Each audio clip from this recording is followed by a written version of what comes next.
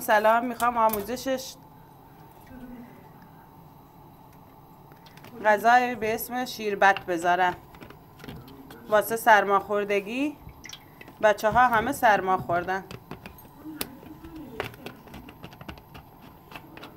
اول روغن میریزی قرمز بشه. آردا روغنا که داغ شد بهشون آرد خشک میریزین، مخصوص سرماخوردگیه. 2 قاشق 3 قاشق همین دیگه 4 قاشق آرد خشک میریزین و هم میزنین تا خوب قرمز بشه.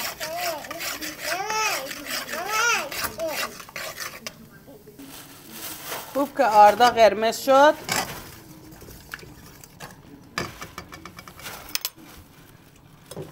بهشون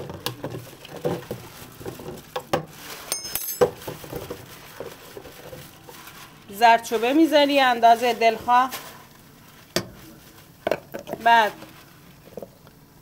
فلفل سیاه میزنی، نخور، نمک میزنی،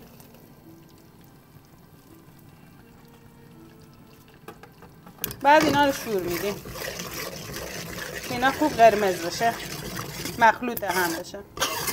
ما بهش میگیم شیربت، به زابلی میشه در زنک.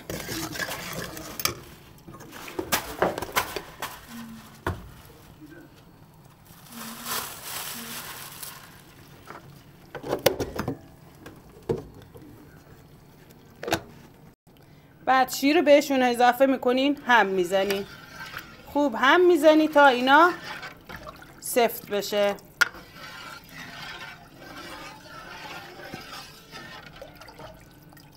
تا وقتی که اینا سفت بشه باید هم بخوره.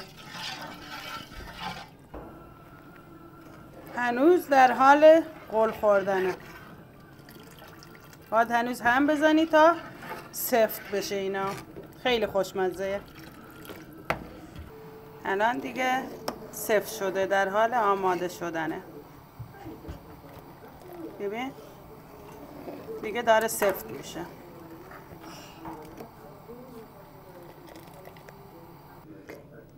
یه هم شیربتمون آماده شد.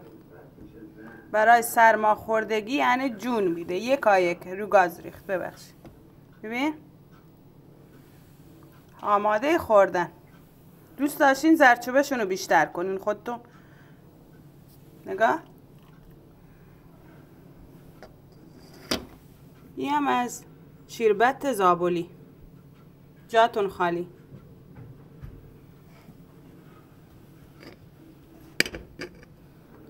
آماده، فقط مخصوص سرماخوردگی. رنگشو ببین. آموزش شیربت تو فصل سرما. تمام. دوست داشتینم میذاری بیشتر آرد خشکشو بیشتر میکنی سفت‌تر بشه، ولی دیگه سفت‌تر از این نمیشه. باید اینا رو سر بکشی. نگاه